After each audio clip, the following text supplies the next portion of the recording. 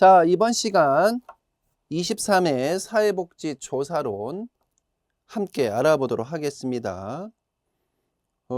역시 충분히 꾸준하게 학습을 하신 분이라면은 충분히 풀 수 있는 유형의 문제들이 나왔다, 이렇게 보고 있습니다. 26번 문제. 사회복지 실천을 위한 조사 연구의 필요성으로 옳지 않은 것은 문제 해결을 위한, 어떤 문제에 대한 해결을 위한 사회복지 개입 방법의 타당성을 검증할 수가 있다. 맞죠? 사회복지 서비스를 위한 지식과 기술을 제공할 수 있습니다. 3번 문제의 원인을 설명함으로써 사회복지사의 직관에 의한 실천 지식을 강화할 수 있다. 틀렸죠? 여러분, 직관은 실천론이라든가 기술론에서 많이 다루고 있는 내용인데, 직관이라는 것은 한마디로 얘기해서 촉이죠, 촉. 직관이라는 것은 feel이에요, feel. 뭐 느낌적인 느낌? 우리가 이런 표현 많이 하잖아요. 그죠? 또는 촉.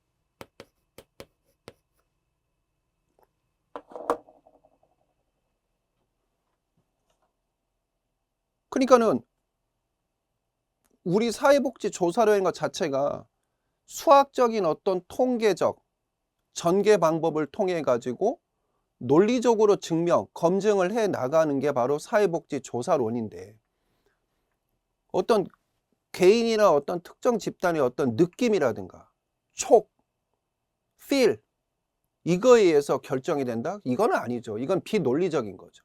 이걸 가지고 우리는 이성이라고 얘기하지는 않아요. 즉, 직관의 반대적 개념이 바로 뭐예요? 이성인 거죠, 이성.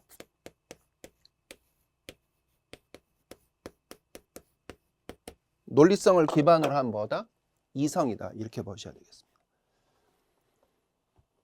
그 정답은 3번입니다. 4번 프로그램의 지속 여부를 결정하는 객관적 근거를 제공할 수 있다. 프로그램의 지속 여부를 결정하는 객관적 근거, 뭐가 있을까요? 형성평가죠. 형성평가.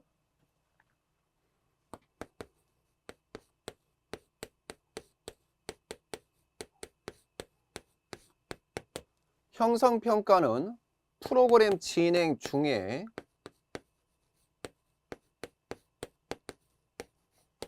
진행하는 중에 수정, 보완, 중단 여부를 판단하기 위해서 하는 평가가 바로 형성평가라고 우리가 익히 알고 있습니다.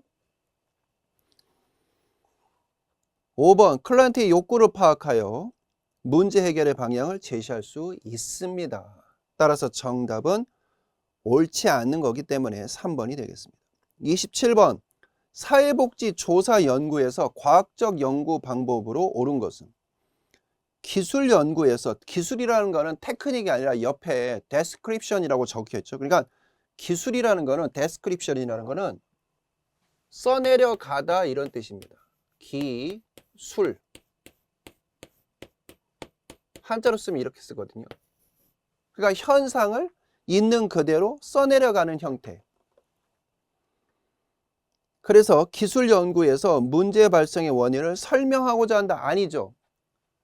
기술은 설명하지 않습니다. 설명이라고 말이 나오려면 설명, 인과관계가 나와야 됩니다. 즉 원인과 결과가 나와야 됩니다. 얘는 결과만 제시합니다. 원인에 대해서는 제시하지 않습니다. 결과만 제시합니다. 따라서 문제 발생의 원인을 설명하고자 한다 그러면 설명적 조사 또는 설명적 연구, 이렇게 나와야 되는 거죠. 2번 연구 결과의 일반화를 위해 모집단의 속성이 반영된 충분한 표본을 조사해야 됩니다. 동질성을 기반으로 한 표본을 추출해서 논리적인 전개 방법에 의해서 표본 추출, 표본 전개가 이루어져야 되고, 거기에 따라서 뭔가 검증된 내용이 나와야 된다는 거죠.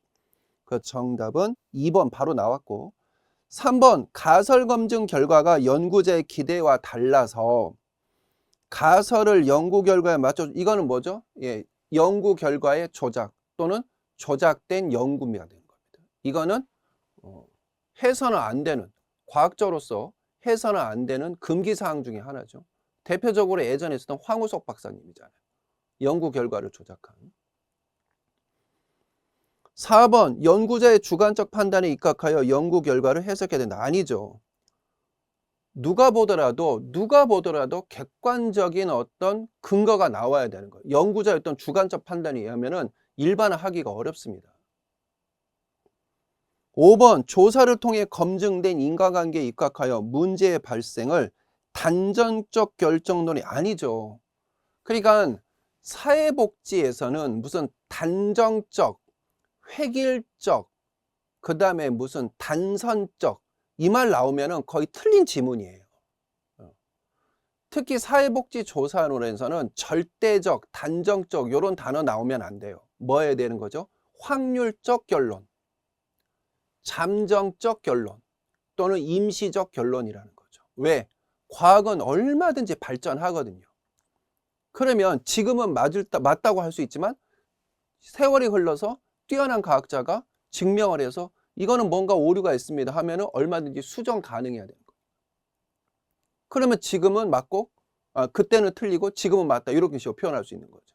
무슨 말인지 이해되죠? 그래서 현재는 맞다고 할 수 있을란가 모르겠지만 일단은 잠정적 결론이다 또는 확률적 결론이다, 이렇게 표현하는 거예요. 그래서 27번의 정답은 2번이 되겠습니다. 28번 여성가족부는 2022년 전국 가정폭력 실태조사 결과를 이전에 실시한 동일한 조사 내용과 비교해요. 그러니까 벌써 이전에 했다는 내용이 나오니까 2회에 걸쳐서, 최소 2회에 걸쳐서 했다는 내용이죠. 그럼 이거는 1회 한 횡단조사가 아니라 2회 이상 하는 조사. 무슨 조사? 종단조사라는 힌트를 주고 있는 겁니다. 2025년 조사에서도 전국의 가구 중 일부를 선정하여, 가구 중에 일부를 선정했다는 것은 표본 추출했다는 내용을 힌트를 주는 거고, 동일한 조사 항목에서 어떠한 변화가 있는지를 보고할 것이다. 자, 근데 여기서 중요한 건 뭐냐? 주제는 동일한데 대상이 달라졌죠. 그죠?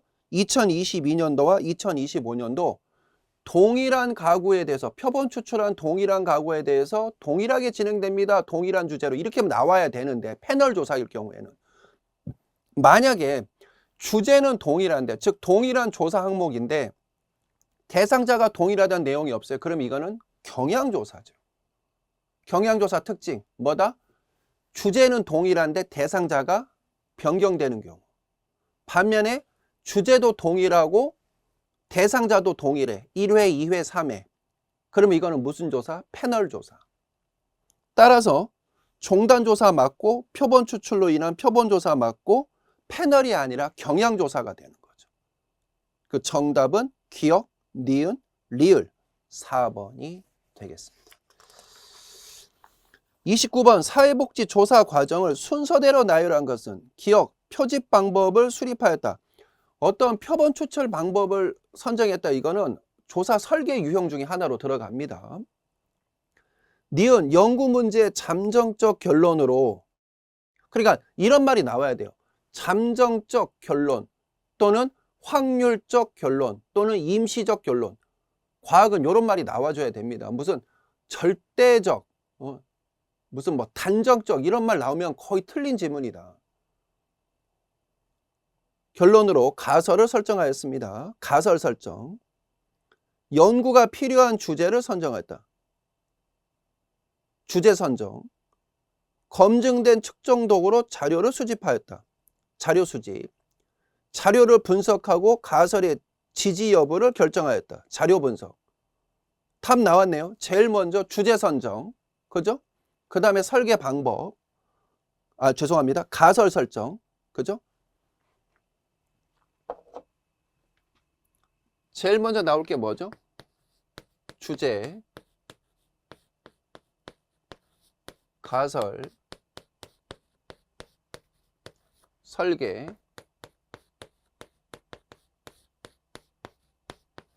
자료 수집 및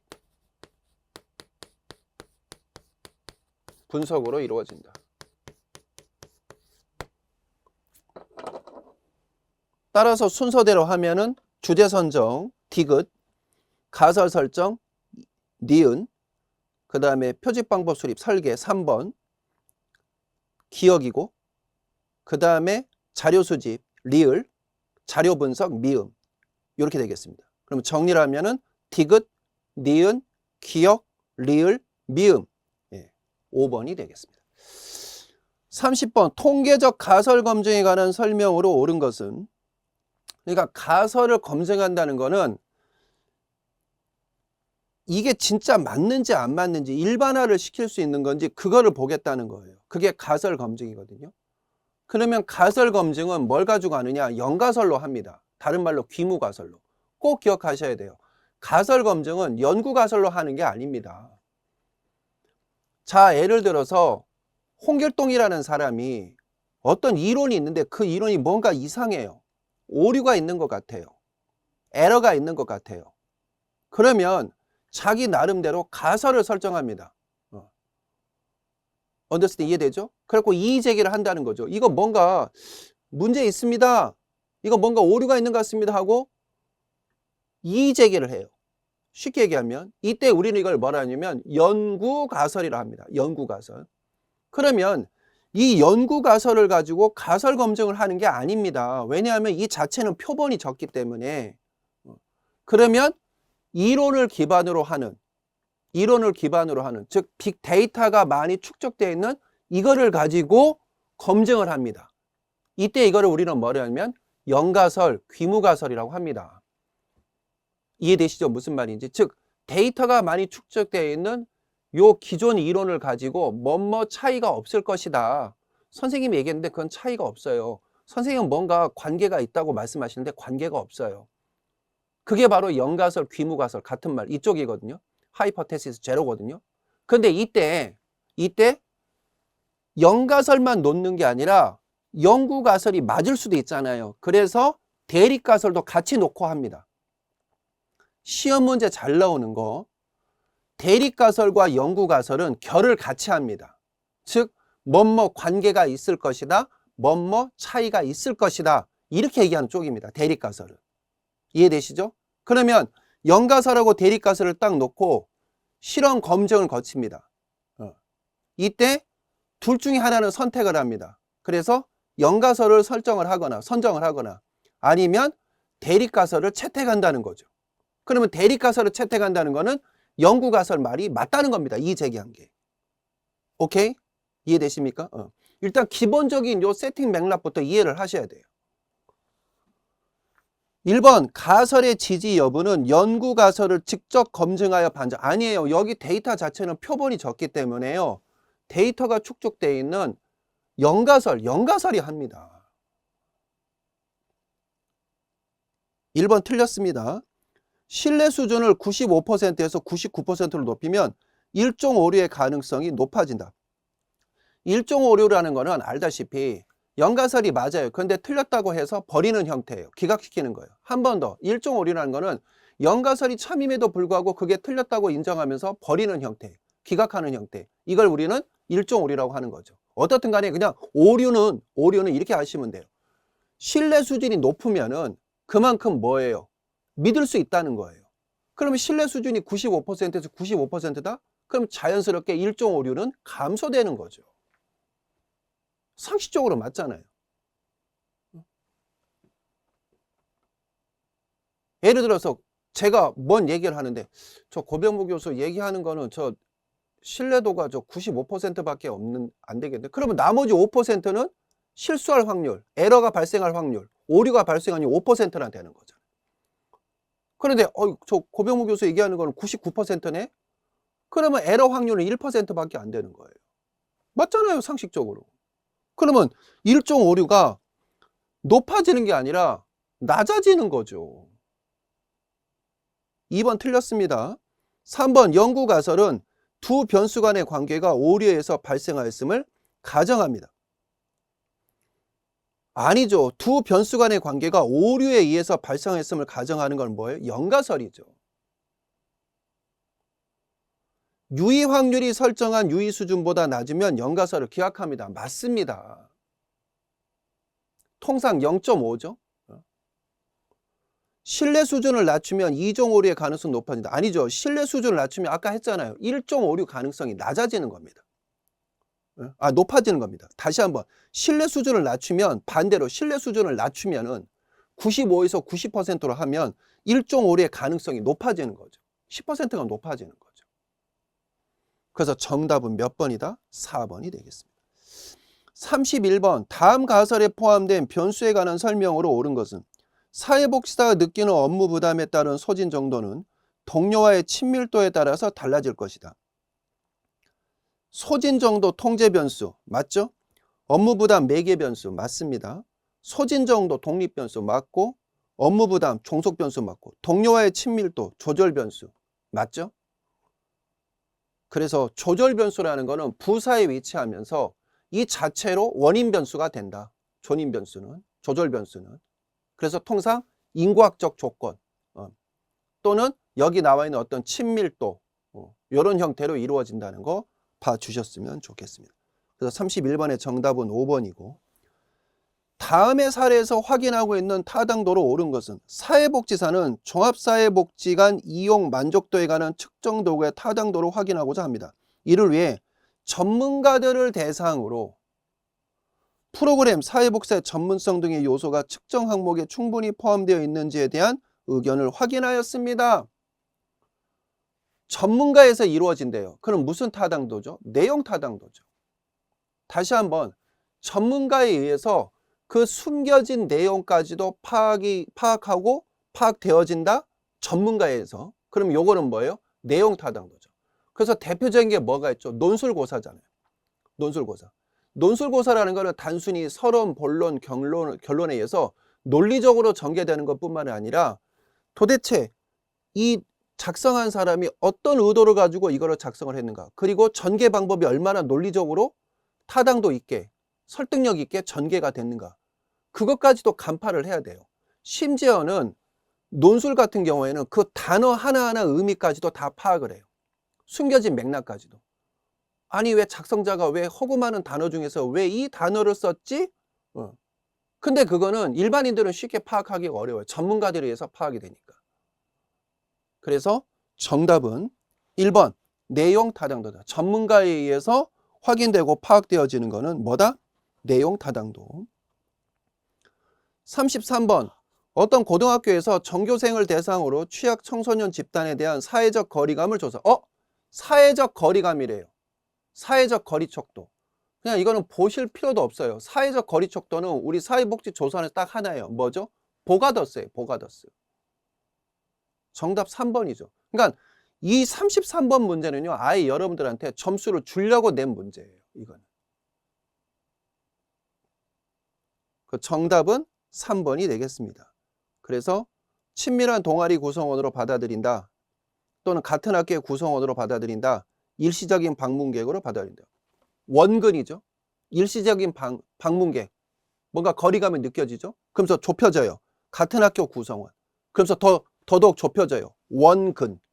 거리감이란, 거리는 원근으로 표현되잖아요. 그죠? 그러면서 친밀한 동아리 구성원으로 받아들인다. 수용한다. 그래서 이거는 대표적인 보가더스 척도 유형에 해당이 된다. 정답 3번이 되겠습니다. 진짜 이거는 점수를 주려고 여러분들한테 낸 문제가 아닌가 이렇게 생각을 해봅니다. 34번 측정 도구의 타당도와 신뢰도에 관한 설명을 제시합니다. 자, 요거 잠깐 좀 설명을 좀 드리자면, 잠깐 보시겠습니다. 신뢰도는 일관성이고 타당도는 정확성이죠. 이렇게 보시면 돼요. 타당도 안에 신뢰도가 있다 이렇게 보시면 됩니다. 이렇게. 그러니까 타당도가 더, 얘는 정확성이죠.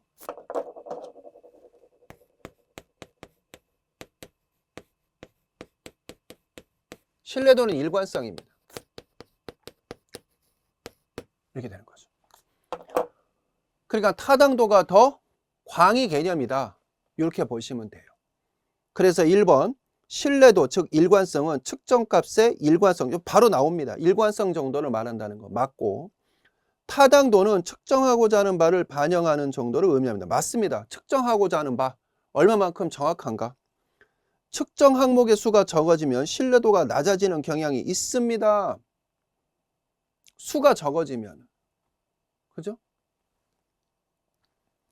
신뢰도는 타당도의 필요 충분 조건이다. 필요 충분 조건이라는 거는 A와 B가 있다면 서로 이렇게도 되고 이렇게도 된다는 겁니다. 다시 한번, 필요 충분 조건이라는 거는 이렇게도 되고 A가 B한테 또는 B가 A한테도 이렇게 된다는 겁니다. 근데 이건 지금 아니잖아요. 이건. 그죠? 그러니까 필요 충분 조건이라고 볼 수가 없는 거죠.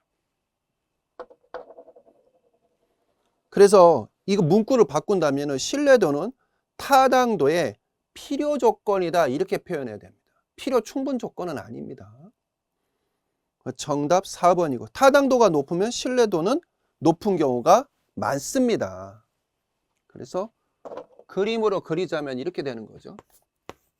다 아시다시피.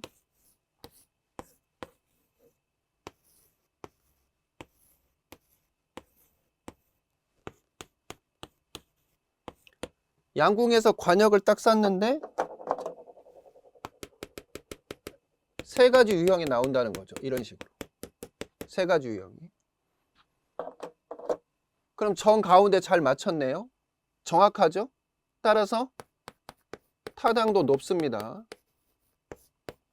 그 다음에 한 군데 모여있죠. 일관되게. 신뢰도 높습니다. 반면에 관역을 벗어났죠. 따라서 타당도는 떨어집니다. 근데 한 대 모여있기 때문에 신뢰도는 높습니다. 얘는 정확하지도 않고 일관되지도 않습니다. 근데 지금 여기 나와 있는 지문에서 타당도가 높으면, 타당도 높은 건 뭐죠? 얘밖에 없죠? A밖에. 나머지 B, C는 타당도가 떨어지잖아요. 그러니까 지금 A를 말하는 겁니다. 요 케이스. 타당도가 높으면 신뢰도는 당연히 높네요. 그러니까 맞는 지문입니다. 따라서 옳지 않은 거기 때문에 정답은 4번이 되겠습니다. 35번 측정의 개념적 정의와 조작적 정의에 관한 설명으로 옳은 것은, 조작적 정의는 개념적 정의에 비해서 주관적 해석의 수준이 낮습니다. 조작적 정의는 양적 조사에 비해서 질적 조사에 더욱 중요합니다. 측정하고자 하는 개념의 의미는 조작적 정의를 통해 확장됩니다. 조작적 정의, 개념적 정의, 측정의 순서로 이루어집니다. 개념적 정의를 통해 변수를 직접 측정할 수 있습니다. 정답은 1번이죠. 그래서 조작적 정의는 양적 조사에 비해서 양적에서 더욱 중요하고, 질적 조사에 비해서 양적 조사에서 더욱 중요하고, 이렇게 바꿔야 되고, 측정하고자 하는 개념의 의미는 조작적 정의를 통해 확장되는 게 아니라 개념적 정의를 통해서 확장되고, 조작적 정의, 개념적 정의, 측정 순서가 아니라 개념, 조작, 측정 순으로 이루어지고, 그 다음에 5번 개념적 정의를 통해 변수를 직접 측정할 수 있다. 아니죠. 조작적 정의를 통해서 변수를 직접 측정할 수 있는 거죠. 정답은 1번이 되겠습니다. 다음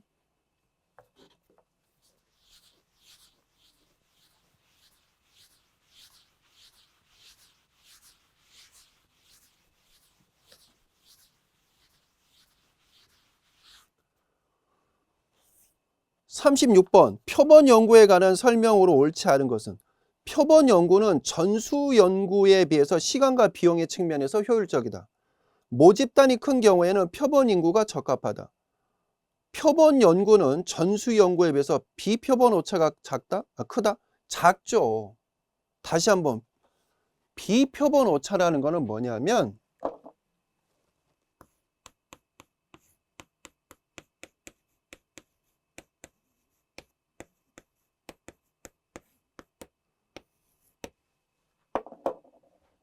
어떤 모수와 통계치, 즉 실제값과 표본값의 어떤 오차보다는 그 외적인 게 바로 비표본 오차입니다. 그래서 예를 들어서 뭐 측정하는 과정에서 또는 무슨 그 표본이 어떤 응답하는 과정에서 또는 여러 가지 뭐 피로도라든가 여러 가지 무슨 환경적인 요인이라든가 이런 수백 가지 되는 어떤 외부 환경 또는 내적 요인에 의해서 이루어지는 거, 이걸 우리는 뭐라고 하냐면 비표본 오차다 얘기하는 거죠. 따라서 표본 연구는 전수 연구에 비해서 비표본 오차가 작습니다. 정답 3번이고 전수 연구에서 모수와 통계치의 구분은 필요하지 않습니다. 맞죠? 표본 오차에서 모수와 통계치의 어떤 차이가 나오는 거고 실제값과 표본값이 나오는 거지, 전수조사는 말 그대로 몽땅 조사하기 때문에 표본 오차가 나올 수가 없는 거죠. 왜냐하면 표본값이 없잖아요. 표본 추출을 해야 표본값이 나오는데, 그죠?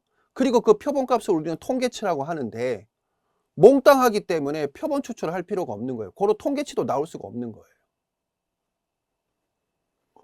확률 표집은 비확률 표집에 비해서 정확한 표집들이 필요합니다. 맞습니다. 확률 표집이라는 것은 주로 무작위 추출로 이루어지고 예측 가능한 표집 형태로 이루어지죠. 반면에 비확률 표집은 거의 무작위를 하지 않습니다. 그리고 모집단을 알기도 어렵습니다. 그리고 예측하기 어렵습니다. 따라서 확률 표집이 비확률 표집에서 정확한 표집들이 필요합니다. 37번으로 넘어가서 다음의 변수 중 산술 평균의 산출이 적합한 변수를 모두 고르면.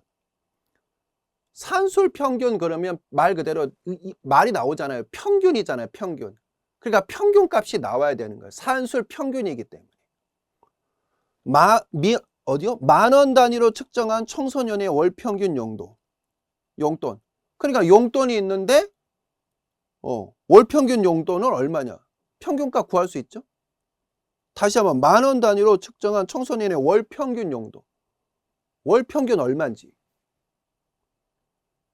디귿, 연 단위로 측정한 청소년의 총 재학기간. 연 단위로. 총 재학기간. 전체 중에 재학기간 얼마.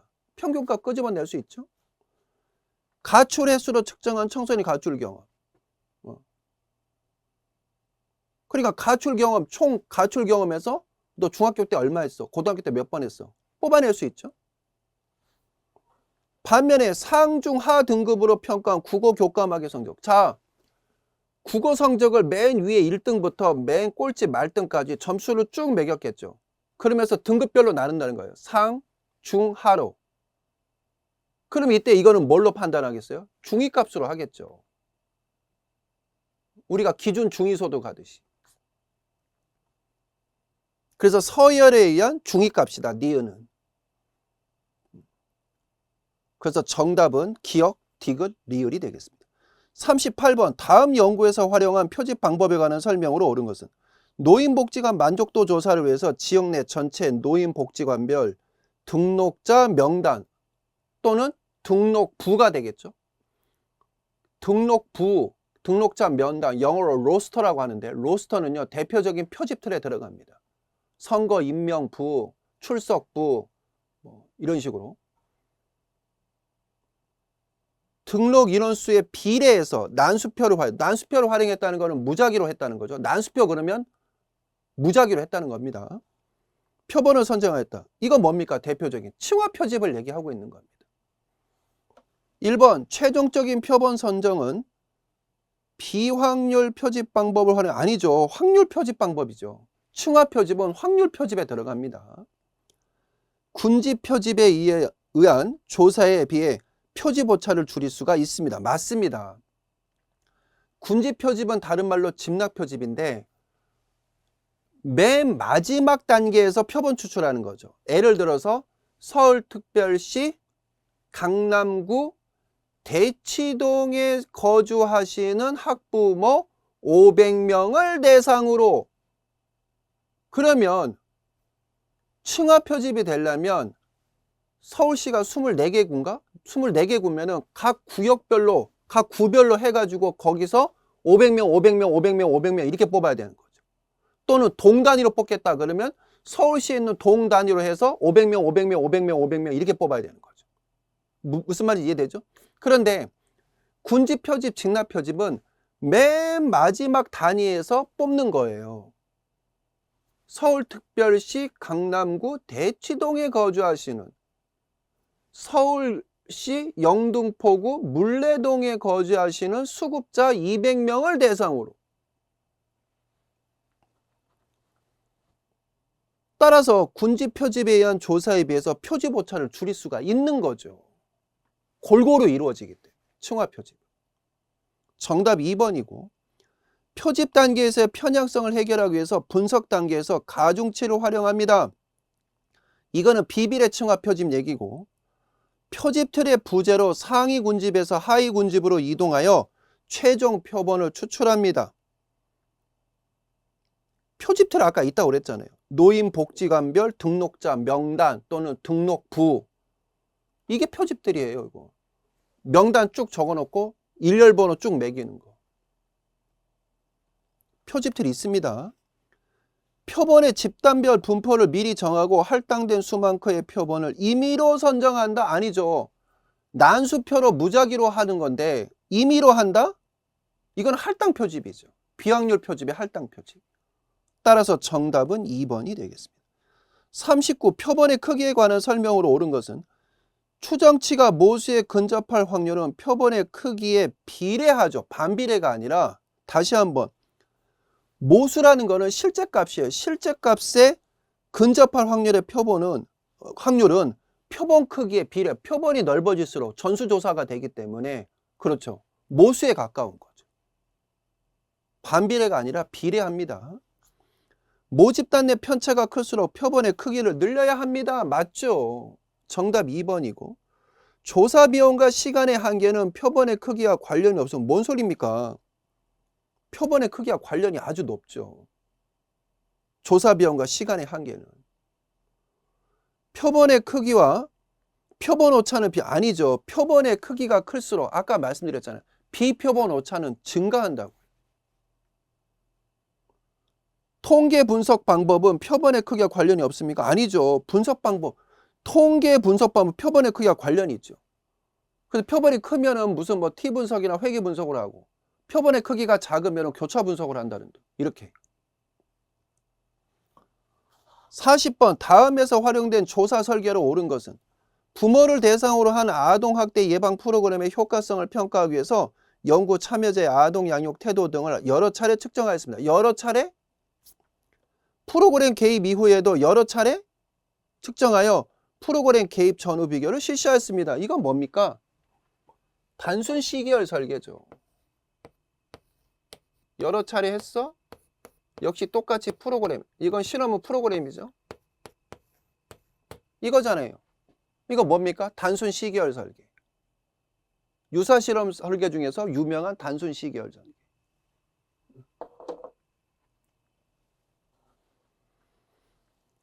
그 정답은 4번이 되겠습니다.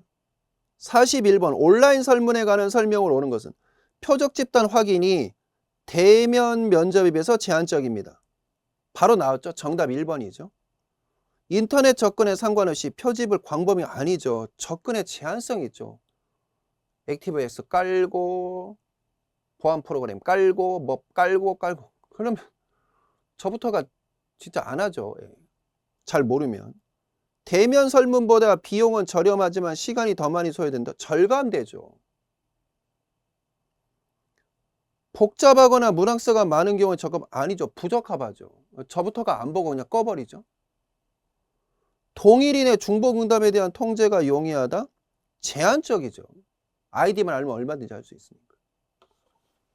42번, 실험 설계에서 내적 타당도 저해 요인으로 옳지 않은 것은 실험 집단과 통제 집단의 참여자 간 프로그램 내용에 대해 소통하면서 상호작용이 이루어졌습니다. 이거 뭐죠? 확산 및 모방이죠. 2번, 프로그램 진행 과정에서 일부 대상자가 참여를 중단했습니다. 중단 또는 무슨 뭐 예를 들어서 포기 또는 뭐 이사, 이거는 뭡니까? 실험 대상자 상실에 들어갑니다.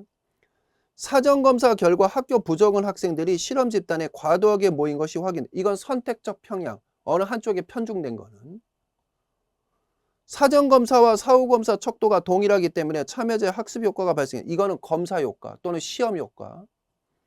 일부 참여자들이 프로그램에 참여하고 있다는 것을 의식해서 평소와는 다르게 행동했습니다. 이거는 뭐죠? 이건 호손 효과. 이거는 외적 타당도 저해 요인. 내적 타당도 저해 요인이 아니라. 정답은 5번이 되겠습니다. 43번 솔로몬 4집단 설계에 관한 설명으로 옳지 않은 것은 사회복지 현장에서 실제 활용이 아니죠. 실제 활용하기 용이한 것은 통제집단 사전사후 검사 설계 또는 유사실험 설계입니다. 얘는요. 시간적으로나 비용적으로나 그 복잡성 때문에 너무나 비효율적이라서 그냥 이론적으로만 쓰입니다. 솔로몬 4집단 설계는. 그래서 정답은 1번 바로 나왔습니다. 외부 사건을 통제할 수 있고 내적 타당도가 매우 높은 설계 유형이며 통제집단 사전사후 검사 설계와 통제집단 사후검사 설계를 병행하는 또는 혼합한 형태고 순수실험 설계 유형이고 맞습니다. 그래서 어떤 내적 타당도 저해 요인을 거의 완벽하게 막을 수 있다고 할 수 있는 게 솔로몬, 지혜의 왕, 솔로몬 이름을 따 솔로몬 4집단 설계지만 그 시간적인, 비용적인 그런 문제 때문에 그 다음에 그 복잡성 때문에 그 설계의 복잡성 때문에 그냥 이론적으로만 쓰인다. 이렇게 이해하시면 되겠습니다. 정답 1번. 44번 다음의 조사 설계에 관한 설명으로 옳은 것은 A기관에서는 사회복지 프로그램 효과성을 측정하기 위한 조사 설계를 진행하였습니다. 이를 위해 참여자를 실험집단과 통제집단에 무작위로 배정하여 종속변수의 변화를 측정하였습니다.